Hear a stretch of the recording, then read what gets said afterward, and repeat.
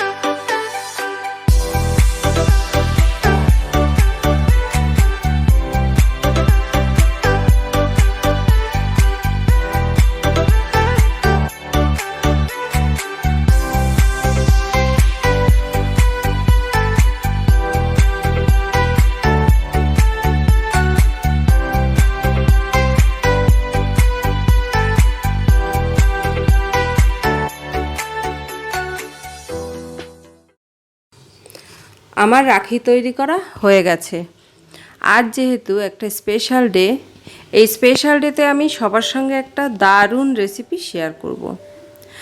আজ আমি তৈরি করব বাদামি পমফ্রেট মাছের একটি অন্যরকম রান্না। প্রথমে পমফ্রেট মাছটাকে মাঝখান থেকে কেটে নিতে হবে।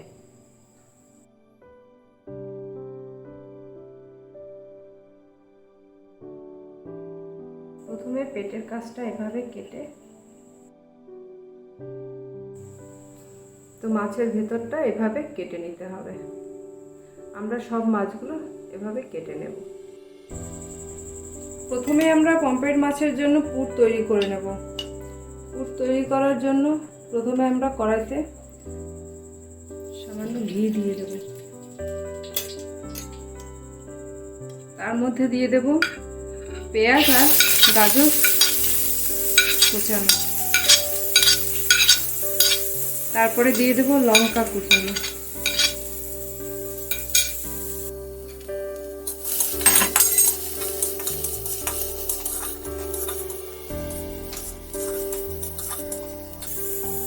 একটু নেড়ে চেড়ে তার মধ্যে দিয়ে দেবো কাজু বাদাম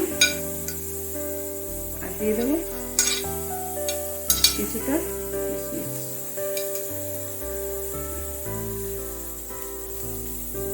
এবার দেবো সামান্য লবণ আর দিয়ে দেবো সামান্য একটু মিষ্টি।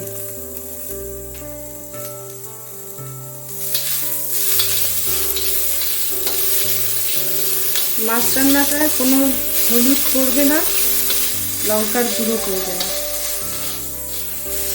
একদম সাদা হবে। এবার এতে দিয়ে দেব অল্প কাজু বাদাম আর পোস্ত পেস্ট।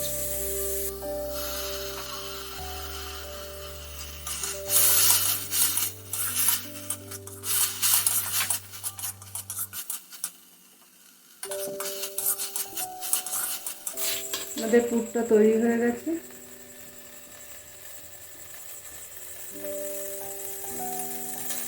এবার নামিয়ে নেব।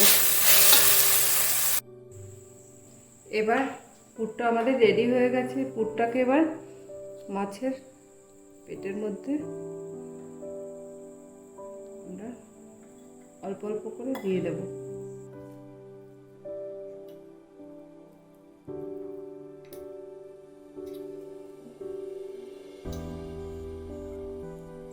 এভাবে সবকটা মাছ রেডি করে নেব।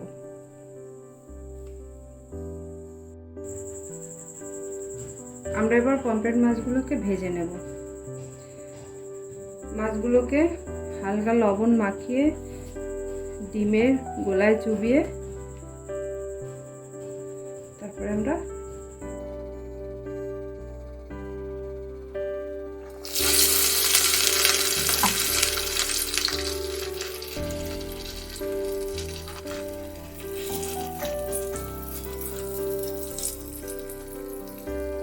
পমফ্রেট মাছটা যেহেতু নরম, আমরা বেশি ভাজবো না।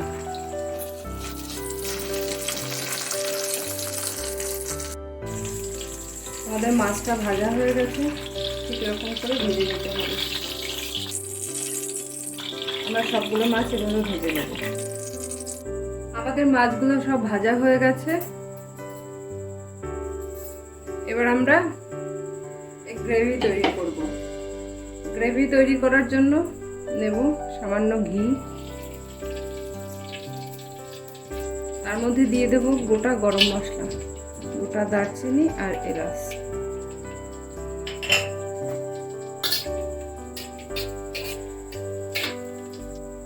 এর মধ্যে দিয়ে দেব কিশমিশ।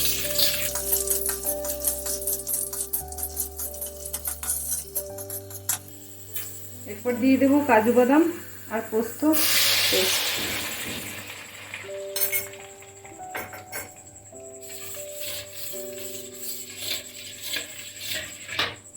স্বাদ মতো লবণ আর একটু মিষ্টি। এই মাছ রান্নাটা একটু মিষ্টি বেশিই লাগবে। দিয়ে ভালোভাবে কষিয়ে নেব। হালকা কষানো হয়ে গেছে। এবার এর মধ্যে দিয়ে দেব আদা বাটা আর জিরের গুঁড়ো।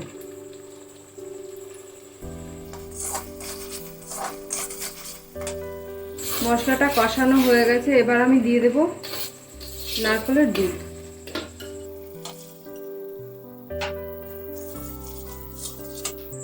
তার সঙ্গে দিয়ে দেব সামান্য জল।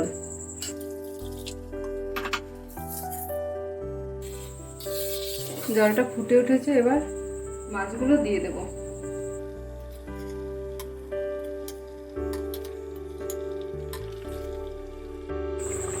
মাছগুলো দিয়ে বেশি নাড়াচাড়া করা যাবে না, কারণ মাছগুলো নরম, ভেঙে যেতে পারে। আমাদের মাছটা রান্না হয়ে গেছে। এবার আমরা নামিয়ে গরম গরম পরিবেশন করব।